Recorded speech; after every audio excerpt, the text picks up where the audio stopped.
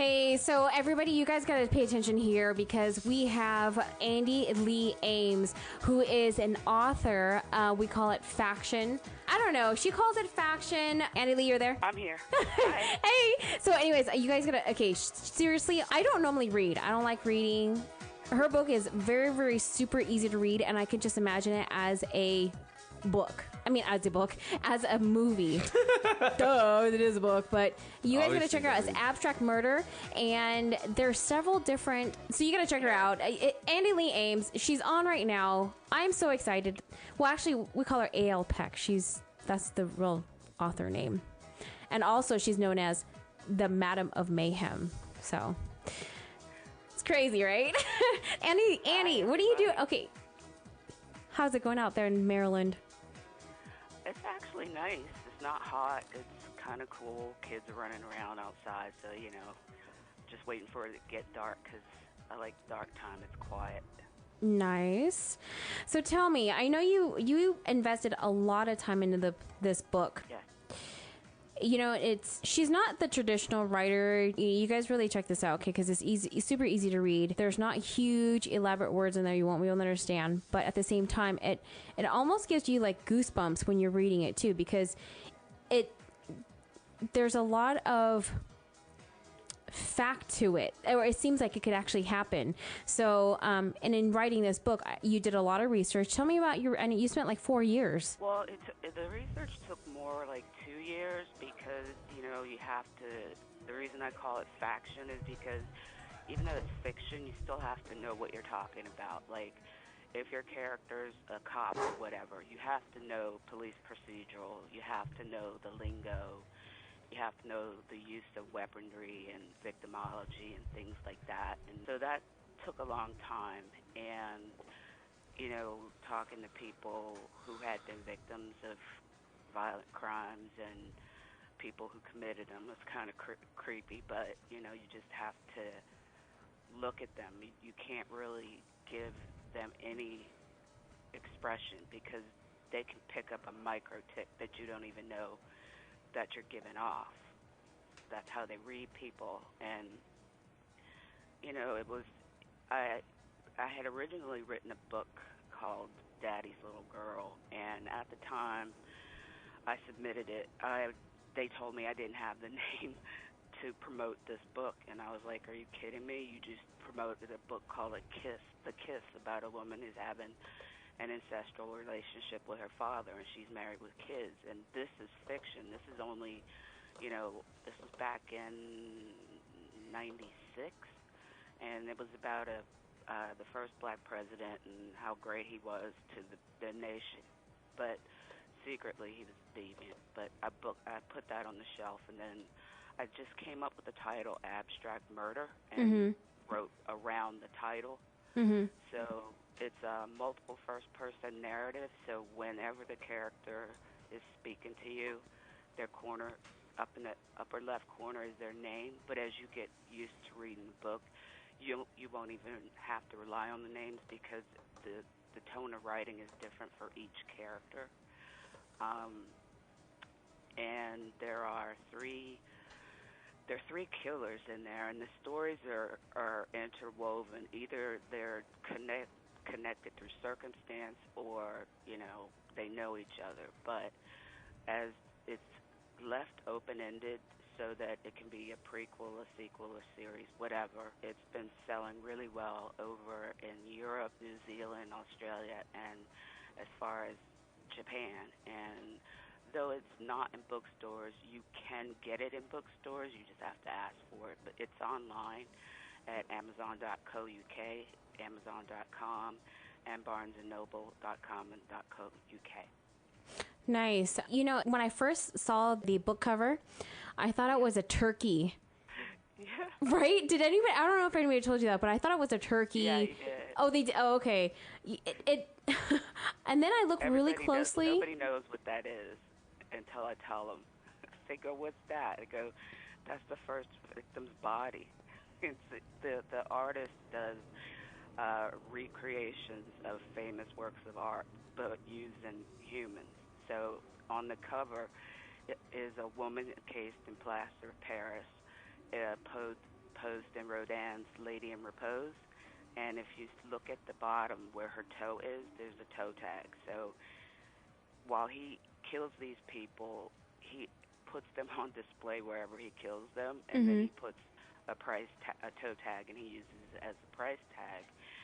And he has a really weird paraphilia.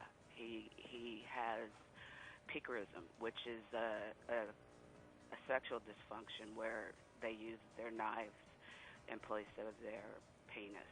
And he has created a complete facade of normality, even though he's really, really sick. And the thing about him is that he's not that impressionable. It's just, look, like your brother, your sister, anybody you know could be someone like this. And he justifies everything he does and doesn't apologize for it at all. There's a battle between him and the FBI agents that are looking for him. Michael is the lead on the investigation, and he's deeply traumatized, and he's not your really cookie-cutter FBI agent. He's more rogue, but because he's so good at what he does, he's given a lot of leeway. And his partner, Lenny, is the anchor that balances him out. And, they're often called the Mulder and Scully. That's right. In the agency, and they just laugh because, there is tension between them, but they just, bandy words off of each other like, old friends. And when Lenny gets attacked by the artist, Michael completely loses it, and he attacks his supervisor, so they put him on a mandatory psych leave, which is bogus because, they're doing it to save his career, and he's, like, got an angel on high within the division, even though he doesn't know who it is. He was traumatized when he was 8 years old, and it was the 4th of July. His mom usually waited up for their dad to get home from the hospital because he was a surgeon. It was really late at night, and the previous night, his cousin and he had gone to see the triple feature, which is The Car, Andy Warhol's Dracula, and Dawn of the Dead. So his nightlight had blown out, and he was afraid to get out of the bed, but, his nature called, you gotta go. So he crept out of bed, and he saw that his mother's door was ajar. So, he figured she'd just fallen asleep like she always had, but he pushes the door open, and basically he sees her butchered and splayed out on the bed. She's been cut from the pubic bone up until the divot under your throat, and she's been garroted. So, and the room is in dishevel, and on the wall above the bed it says the word whore.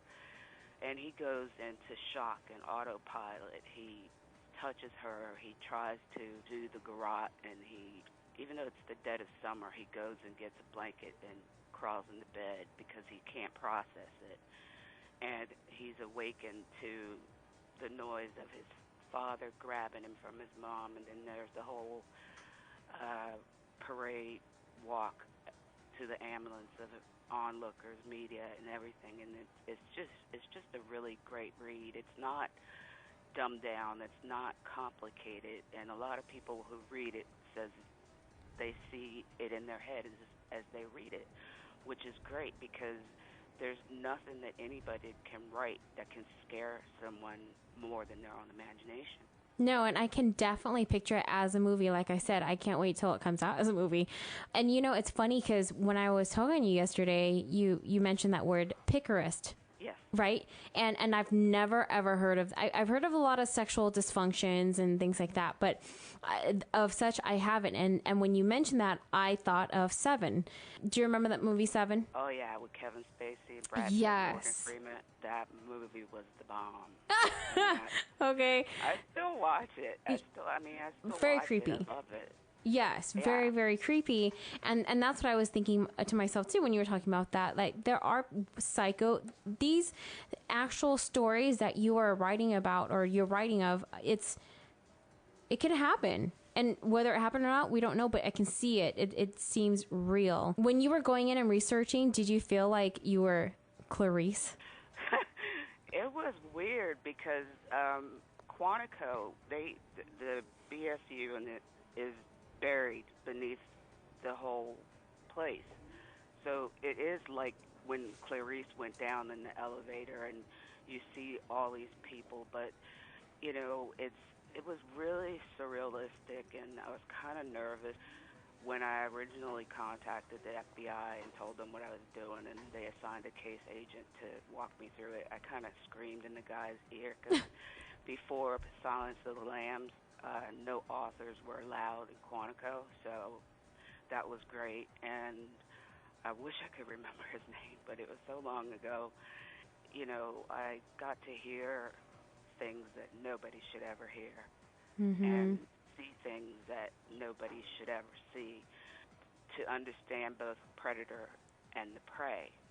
And the thing of it is that not that you have to be afraid of life, because that's no way to live, but be vigilant in who you allow in your circles, because not everyone is who they appear to be.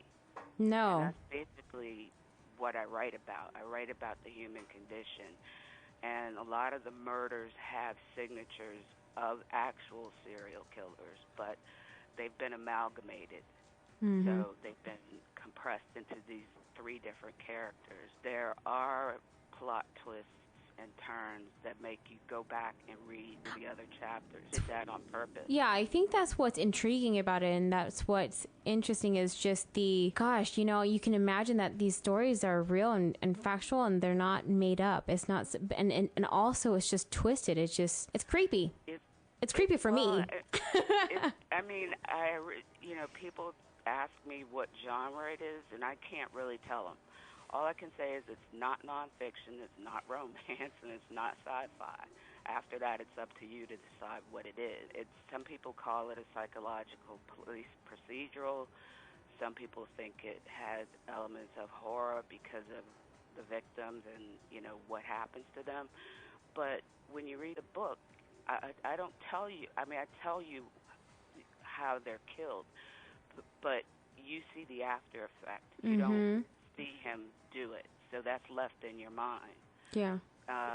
He owns a paper mill in upstate New York, so he's rich, and he also is a travel writer, so that's his beard, so to speak, so that he can travel and do what he has to do without.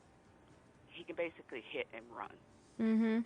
So, and when you kill somebody and you leave and there's no connection to that person, it's difficult to find the killer unless, you know, they're disorganized and they leave everything behind. But the artist is an organized killer. He tracks these people, he hunts them down, then at the witching hour, as he calls it, he uses a lockpicker's kit and goes in. And his last victim before he's caught, he was surprised because she had a guest over and she was sleeping on the sofa, so he had to think whether to use her to taunt his original victim or just kill her. So he decides to just kill her. And then he goes upstairs and wakes his victim up by calling her by her stripper name. and she wakes up and she's looking at him, and, you know, of course she doesn't know what to do, and he ties her to a chair and he wants her to show fear, but she's a psych student, so she's not going to give into it, and she knows she's going to die. So, I mean, they just battle back and forth, and she gets him to the point where he loses it, and he punches her, breaking her nose, which angers him because he wants her perfect. So the end of that segment is the next day the girl doesn't show up for the dinner with her parents. They're unable to reach her. They send the brother over to locate her, and he finds her and the roommate posed as one of the horses of the apocalypse, and they have been flayed of skin, and their skin has been put into a 10-gallon bag in the tub, and they've been positioned using wire hangers and a solvent that hardens the exposed tissue, and they're just propped up on the bed with price tags. So this happened on the Eastern Shore of Maryland, and no one had ever experienced anything like that. Ugh. He's just... So obviously this is a totally twisted book, but yet, like I said, it's easy to read. I mean, it's only like 300 and something pages, not like a whole long, novel. No, it's not a novella. It's officially a novel because you have to have a certain page amount to qualify for a novel, so it qualifies as that. Mm-hmm. It's just, most people have the attention span of a gnat on crystal meth. No offense, right. But with everything that's so flashing and every technology advancing every day, you got to keep up or you get lost in its wake. So, right. It's just one of those things that you have to make accessible. It's not a book for everybody, but then no book is for everybody. So it's just really up to them what they think about it. And I've had a lot of positive feedback and, with sales abroad and stuff. So I just decided to launch it here in the U.S. and see how it's going. I can't wait because, I know that this is something where it's going to be a sequel, a prequel. I can't wait to see what's next. I'm excited. Well, I have people that are, kind of after me to finish either the prequel or the sequel. I just don't know which way that I want to go with it right now because I'm working with the Maidens of Mayhem. Shout out to my girls, Tara, Melissa, Raven. And, we are just modeled with the horror slant, the Suicide Girls have that punk edge with the tattoos. Well, we're that, but we have the horror edge. And, it's really cool. And you should check us out on Facebook. Anyone who likes horror and likes to get their photos taken, give us a call or, let us know.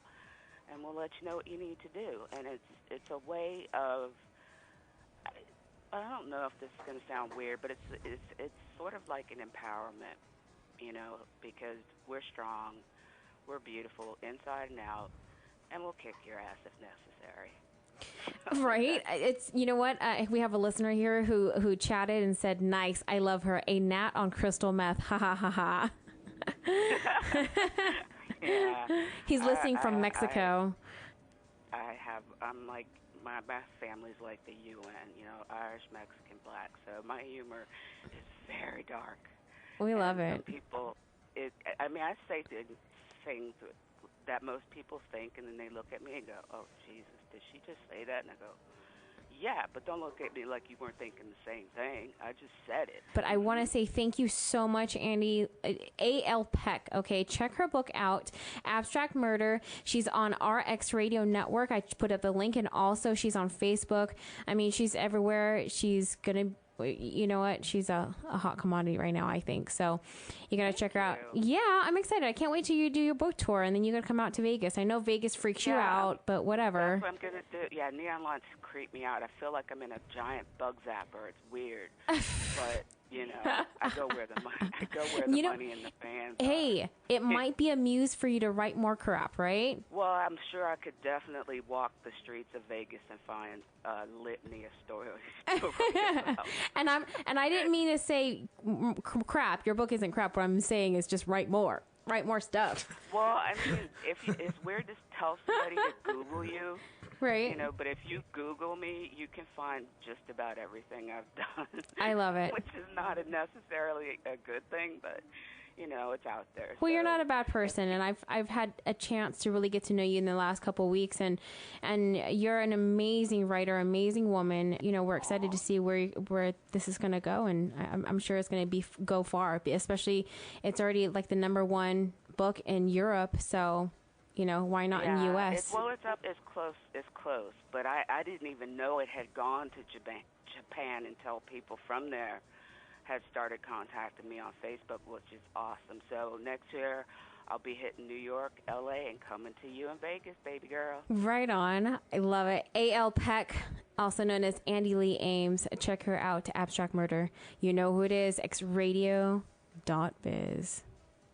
Thanks a lot, you guys. It was great. The competition has taken notice. Thank you, Andie. You're locked in to the hottest station on the planet. XRadio.biz.